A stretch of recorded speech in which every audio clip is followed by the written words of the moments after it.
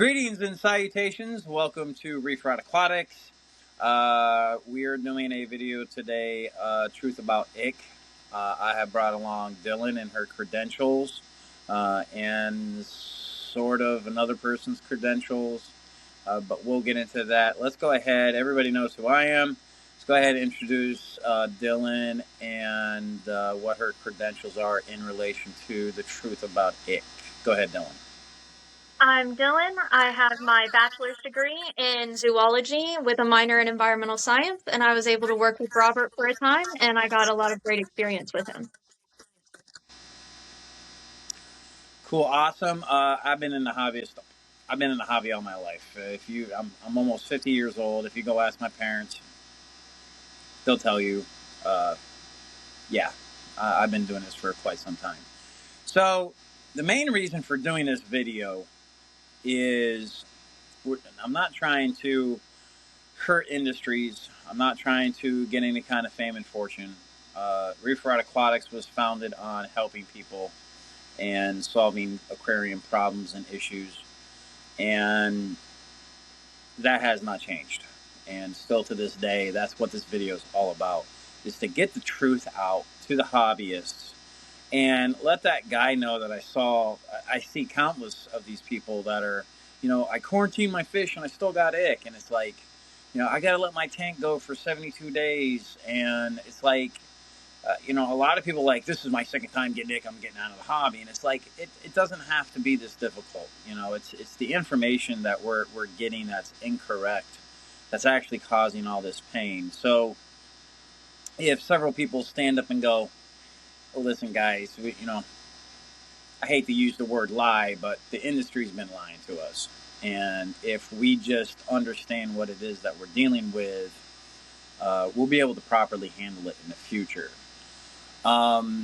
So basically what ick is it's a protozoa that basically lives in the epidermis of our fish.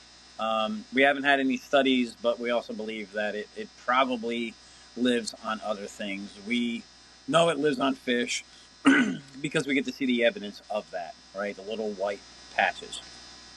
So this will basically include stuff like ick, urea, velvet, brucatella. All of those are protozoan type infections. But these animals, regardless of what you're doing or how you're doing it, these single-celled organisms are living in the epidermis of your fish undetected. They're perfectly capable of running through a very normal life cycle just like that, and they're completely happy about doing so. So, a lot of people are locked into, this is what happens. This is the life cycle. It does this, it does that, it does this, like locusts or insects that are seasonal, and that's not the case. We see the evidence in our fish whenever environmental stressors occur, and that's when we see the little white spots, the chrysalis, where there's thousands of these protozoas getting ready to eject from the fish to go find new hosts.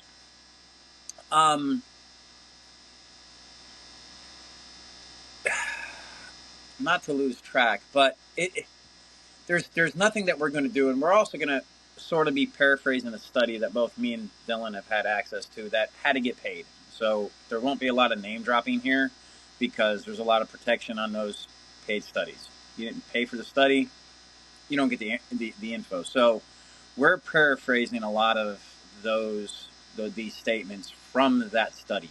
The other thing that's kind of upsetting, and again, I'm not dropping names, but the same person that's on that study also has written several books, especially in the 90s. And it's kind of disheartening to go, I know that author, but where was his stance back then? And then, like, where is his stance today? It's almost like, corporate America got a hold of him and said, hey, buddy, you could do us a favor. You got the credentials. Just say this, But it's not the case. And I know, Dylan, you've done a little bit of research trying to find free info out there to support a lot of what this information is hidden behind a paywall. You have to pay for it, which is unfortunate because that limits our access. as a community to that information. Uh, the studies that I have been able to find, that I have been able to pay for, consistently say that there is no treatment to ultimately cure and eradicate the infestation, the parasite itself. There's always going to be that parasite in there. It's more about mitigating the stress of the fish to make sure that they survive any kind of cyst stage of the life cycle, those little white dots. Yes, it's all about stress. It's environmental stress, and for those of us that have worked closely with larger fish like tangs, some triggers and stuff like that, there's a lot of personality in these fishes. So you could even count in psychological stressors.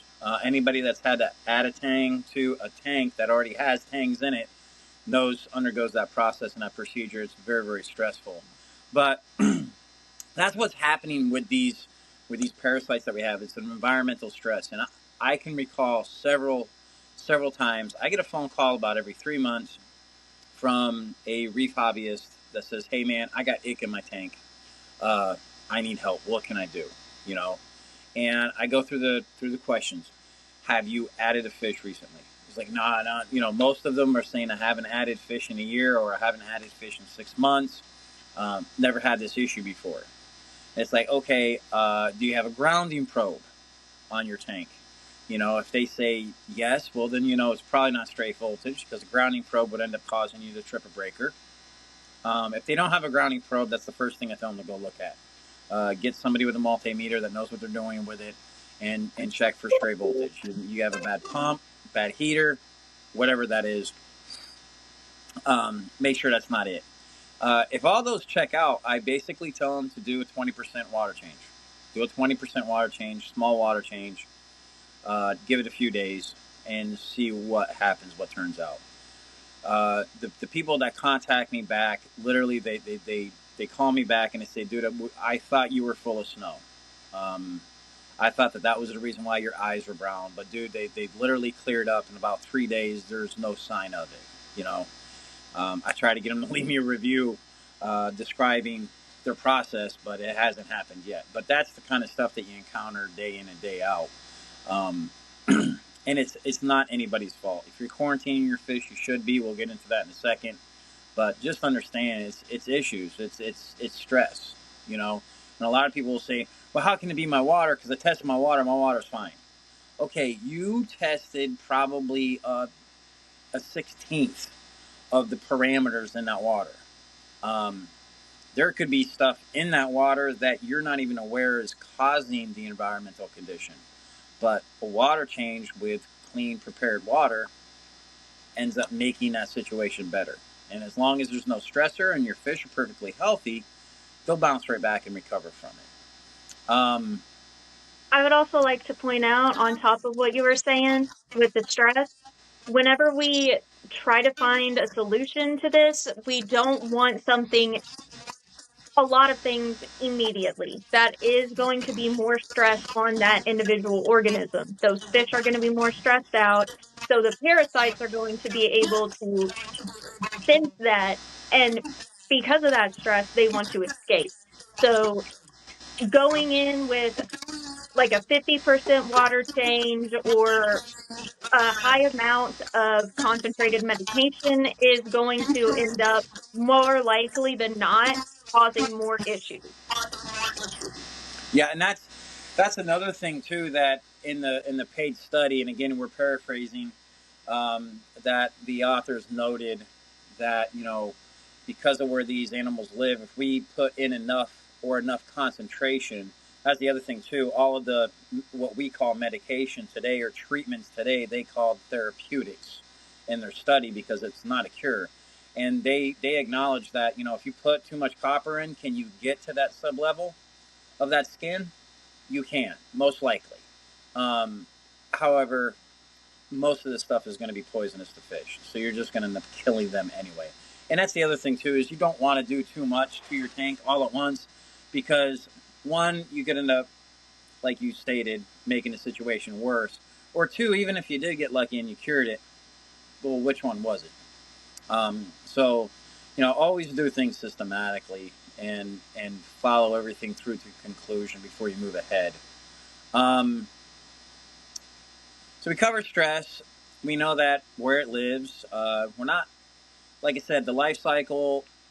Everybody thinks that once you have ick, it's on a time clock. It isn't.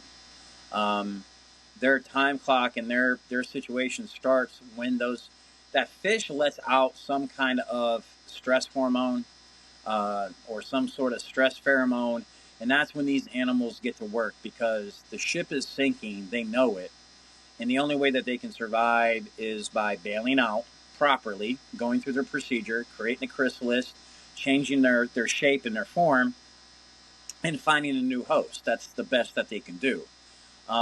Which leads us into like reinfections. Like if you haven't corrected the environmental or the stressor, and then reinfection occurs, you gotta realize this is an animal where the surface area is already populated heavily, right? Everybody's trying to get out of Dodge, and the ones that get out end up coming back to the original host, not knowing any better, and they end up infecting the eyes and the gills. That's another major stressor. You can imagine you can't run a marathon for 48 hours straight, flat out running. You cannot breathe heavy for 48 hours straight. Human beings, mammals will probably have a heart attack. But there's the other thing too is it opens up the fish to other secondary infections like fungus and bacteria. Again, stuff that you're never going to completely eradicate from your fish or from your aquarium. They're always there waiting for your opportunity to act. So, yeah, it's a nasty bug. But again, you need to understand why is that bug doing what it's doing. Very, very important. So let's go ahead and move along to quarantine, right? Should we? Absolutely. Absolutely. Quarantine.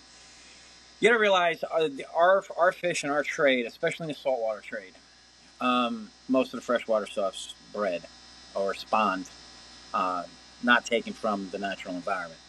But most of our saltwater fish do come from wild captures. And a lot of these fish, depending on their depth, where they're collected, they have to be gassed, right? So that means the poor thing's got to come up out of the depths, get a needle plunged into its cavity, have the pressure released from a swim bladder so it can live in less pressure. Then hopefully, and me and Dylan talked about this, hopefully, in the best case scenario, it goes to the distributor. So from the collector to the distributor. Hopefully that's just one distributor. And then it can go to a warehouse, a vendor that everybody's probably really, really familiar with if it's just one. Then it goes to the pet store, and then it goes to your house. If that was a human being, they'd probably be dead. They could not go through that entire process over 72. It's incredibly stressful over a long amount of time, and it's a reoccurring stress. Yep. So it's a miracle that these damn animals get to us even alive. So quarantine allows us to isolate. When we sell quarantine fish, we receive the fish, we acclimate them, we give them a couple of days, test them out, see how they're eating. Are they eating only frozen? Are they eating prepared foods? What are they doing? Give them a couple of days to acclimate. Then I go ahead and I use a product called API General Cure. It's got the Metroplexin and the Praziquil powder form. I treat that proactively. I run through 2 treatments of that and just observe the fish. Really, just pay attention to what it is. If I do have an ick breakout while utilizing that product, well, then I'll probably go ahead and hit them with something more direct like erythromycin. Try to stay away from copper because copper in and of itself, yes, you could treat ick with copper at therapeutic levels, but copper is one of the really, really bad poisonous ones, and you can't always keep track of what fish is going to have a higher tolerance to it than the next. So I use erythromycin. Any kind of like bacterial fungus things, I have medications for that. The medications on the market do work. Most of my shipments, I'm dealing with Popeye recently. So, whenever I see that pop up, it's like, okay, isolate, treat the condition, recover the fish. Internal parasites are another one. I see a lot of people posting pictures of their dead fish online trying to figure out why they passed, like there wasn't any ick. The animal just deceased, right? No sign of disease or anything else. A lot of those, if the hobbyist has the stomach for it, you can do an autopsy on the animal and find that there's a bunch of stringy stuff in the intestines that maybe shouldn't be there. So that's what's happening to a lot of our larger fish, like our triggers and our tangs, is they're getting some internal parasites too that they're treatable, but again, you sometimes you have to target them. And a great example is the powder blues or powder browns. We feed up to fatten up. So if we got an animal that's eating like a cow and it's not getting any fatter, right? You can still see its ribs. Well, then we'll go ahead and we'll treat that tank directly with like the liquid form of Praziquil. And I won't release that fish for sale until it fattens up, and I'm sure that it's as clean as it's going to get. You know, delivering the best product. The other thing too is there are far worse things to get into our tanks than just these little tiny parasites. Black ick, which is actually a skin fluke. You get gill flukes.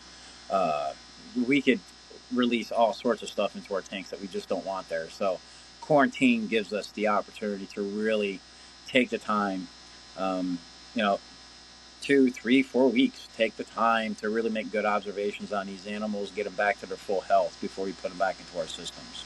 So yes, please quarantine. Buy up all the API General Cure, erythromycin, CChem. I'm a big fan of a lot of the CChem medications. They're really, really good, and they work as directed. Just read the instructions, follow the directions, and you'll be fine. The other thing I wanted to bring up is I have an acquaintance of mine. I'm not going to drop his name. He has experience in like fish and hatcheries. He started out with that and later on moved in more into marine biology. But he's worked in all sorts of settings and backgrounds as far as hatching fish, growing phytoplankton, copepods, things like that. And he was explaining to me a scenario when me and him were having this conversation about this video that we're making today. He said, so, you know, we go through all these classes, we can get the roe out of the females, right? No cross contaminations. We could get the roe out of the females clean. We could get the milk out of the males clean. And you can take the milk and the eggs and put it in a completely separate, sealed, isolated system and still get ick.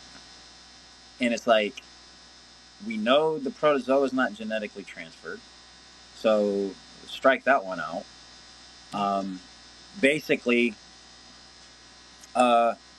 he told me it's the food. He says as wigglers or as fry, you know, when they're eating fry food's a little bit different, especially in an agriculture setting. It's not really food meant for fish. It's, you know, highly nutrition, like boiled egg yolks is something that we use in a hobby to feed fish fry. But once they start getting into pelletized or prepared foods, they start getting ick. Come to find out, look at the ingredients on your fish food. Fish meal.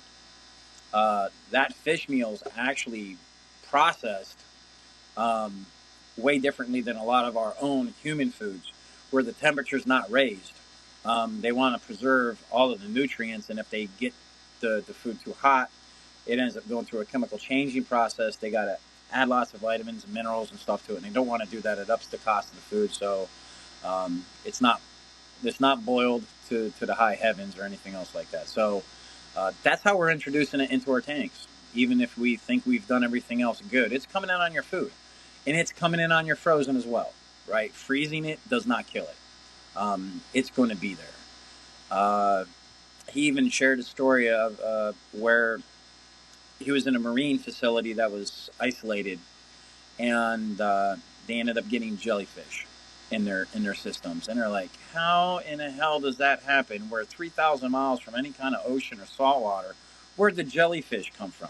You know, come to find out it was coming in on the food, you know? So there's so much stuff that can get into our tanks and get onto our fish and it has nothing really to do with them. It's, you know, it's just not, I don't want to scare everybody, right? I don't want to scare everybody and say you can't feed your fish no more. We got to feed our fish. This is what we have available. It's worked out well for them for years. That's not the problem. The problem is how we react to something that we're never going to get rid of in the first place. Yeah. But if that friend of mine wants to drop his own name in the video, go for it. Be my guest. I'm not going to drop your name just in case you don't or want to get involved. Which now that leads us to the test, right, Dylan?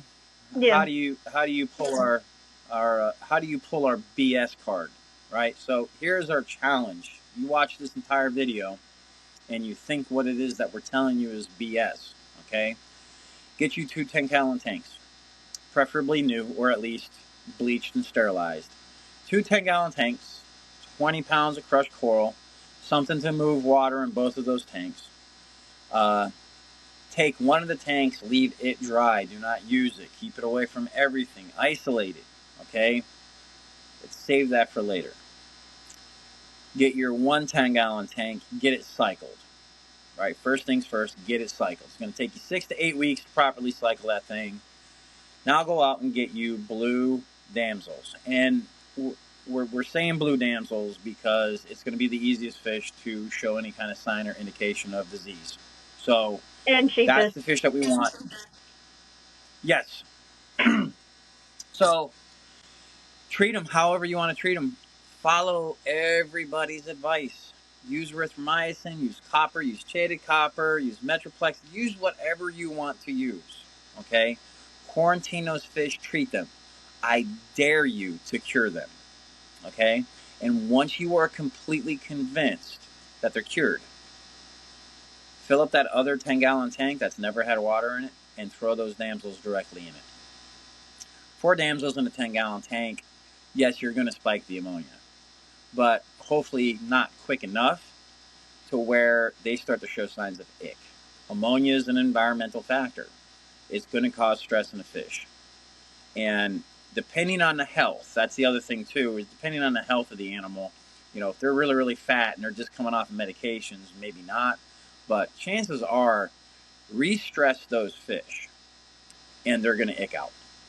And as soon as you see it, just go ahead and take them, transfer back them into the other tank. You don't want to kill them, but it just goes ahead and proves the point that there's zero you can do to eradicate these animals. And we've been trying to eradicate parasites from other animals too, and it's just not happening. We've tried to do it in dogs. We try to deworm dogs. You think they're dewormed. Well, not really. Take a mother. When she starts to whelp, she's got worms. Every animal. Dylan, you come from a farm. You know this. You deworm your sheep all the time and everything else. And then when they get pregnant and they go to making milk, what happens? They got worms. Oh, yeah. You know? So you can't. You know, we kill a lot of full-grown adults, but we can't get eggs. You know, eggs are a pain in the butt. No matter how they're processed or how we're dealing with them, these little things are finding a way. And it's not to, you know, degrade the hobbyist. It's to give the hobbyist the info that they need. That's what we're trying to produce here. We're trying to give you the information that you need in order to be successful in a hobby and not give up. That's really what it's about. It's not your fault as a hobbyist. It doesn't mean you're doing anything super wrong or detrimental to your fish because there's an outbreak of those cyst formations of it. You're good. And the other thing too, if you're just starting out, you're going to make mistakes. Oh, yeah. The most important thing that you do with those mistakes is make proper observations. Make good observations. Learn from your mistakes. Exactly. Don't let somebody else on the internet tell you how you failed. Know how you failed, right? Follow it through to conclusion and understand it. And then once you have that and you got that, proceed again, right? Fall down 9 times, get up 10. Don't give up. Learn from your mistake. And we all make mistakes. Don't think that the internet's going to save you from making a mistake. I've been in this hobby all my life. I'm still doing it today, okay? We're all making mistakes. We're all learning. That's the one thing that the novice or the beginner and the expert and the experienced have in common. We're all still making mistakes. So don't go beating yourself up because you thought you did everything right and you wonder why you still failed. It's because you have the wrong information. Okay, learn how to deal with the pests and the nuisance. And I think really people that are having issues with ick out there see this video will grasp the understanding of it, and I hope that they have a better time than what they've been having. And that's what I hope to get from this video is if I could help at least one person out there get past this and say, oh, okay, it wasn't my fault. I was just listening to wrong information. So yeah, by all means, please. And again, if anybody's got any questions, Reef Route Aquatics is always here to help. I don't care if you're in California, Oregon, Maine. Shoot us an email. Let us know what your issues is, and we'll try to point you in the right direction. We may not always get it right, but maybe we could get you thinking right to where you can solve your own problem. So that's about all I have on that. Dylan, you got anything else to add? I mean, I think we covered everything. Only thing I would add is I like to, whenever somebody's new to the hobby and they're scared about things like this, I say that it's sort of like having a cold sore. What causes that is always going to be in the body. It's whenever Yes. someone is stressed or they're sick already and they're having that immune response, that stress response, that comes out and shows. It looks ugly, but that doesn't mean that it's not there when the sore's not there. Yep. Yeah, cold sores basically, from what I tell, they're almost a form of herpes. Yeah. And people say, and I suffer from cold sores too. It's a great tell. Like I'll know I'm about to get sick before I ever get sick because the cold sore is already on its way. And scientists say that the cold sore virus itself is kept at bay in the spinal region, somewhere at the base of the brain. The immune system's always attacking it, trying to keep it in check. And once the immune system's going, oh, we got another invader over here, that's when It waits the for the cold sore goes. distraction. Exactly. Like, oh, yeah, now I'm free. Let me go do my thing. And now it shows up on your lip. So, yeah, this is no different, really. And again, there's stuff out there we just don't have cures for because we're, Mother Nature knows. And if you try beating her, she's going to show you who's boss. So instead of trying to beat her, try to understand what she's doing. And that's the other thing, too. What is ick? Work with her. That's the thing, too. Like, what purpose does ick have in the wild? Well, the purpose, or at least the design and the plan, is if you take a look at these El Niños that are occurring out in the ocean, right? Or our local waterways, right? We're in Nashville, Tennessee. We have Priest. In the spring, go out and go pan fishing, bass fishing, right? Crappie fishing. Beautiful animals. The colors are great. They look great. There's not a mark on them. They're beautiful animals, right? You could either eat them or let them go. If it's coming out of Priest, you probably need to put it back. But let me digress on that. But go out and go fishing in the summertime in the middle of a heat wave, okay? And start pulling those fish out. Look at them. They're nasty. They got ick all over them. They got growths all over them. Half of them you wonder if they're going to make it. The other half look like crap too. It's sort of like Mother Nature's design going, okay, it's time to thin the herd. Who can stand the heat? Who can stand the cold, right? Who can handle this new climate change that's coming in? And if you can't handle this new climate change, then there's really no need for you to breed. And unfortunately, Mother Nature is cruel. The only way you don't get to breed or spawn is death. So, only the ones that are, can survive the heat, that can survive the cold, are the ones that are going to be able to spawn and make more of themselves genetically. So it's part of nature. It's a predator taking out the weakest of a herd, and that herd surviving and going on to be healthier. Exactly. It's a stronger herd, right? Because now genetically, You know, the slow one is the one that got eaten. You know, that slow one's never going to breed. So chances are you're not going to have any more slow animals, you know. And every once in a while, when this stuff skips, you're going to end up with some slow animals, and those are going to end up being lion food or cheetah food or jaguar food, wherever you're at. But yeah, it's whether it's a, you know, a 500-pound lion or a single cell protozoa, they're all doing the same thing, you know, We're all sorting following stuff the out. same rules. So once you understand that, just learn how to treat it appropriately, and then go about your business correctly. And I think a lot of people out there that are suffering with these pains, they'll find the hobby a lot easier. Mm. Well, Dylan, I do appreciate you taking the time to do this video again. We tried to do this Yeah. video earlier and we had a complete flop, and it was like, so I had to go out and get some software so that we could do it this way professionally, and we can produce it and show it. But I do appreciate Dylan from helping me out. Dylan, if we got anything else that we need your expertise on, we will definitely invite you back. We enjoy I'll be having here. you, uh, and we enjoy your commentary and everything else. So, everyone, be good and keep on reefing.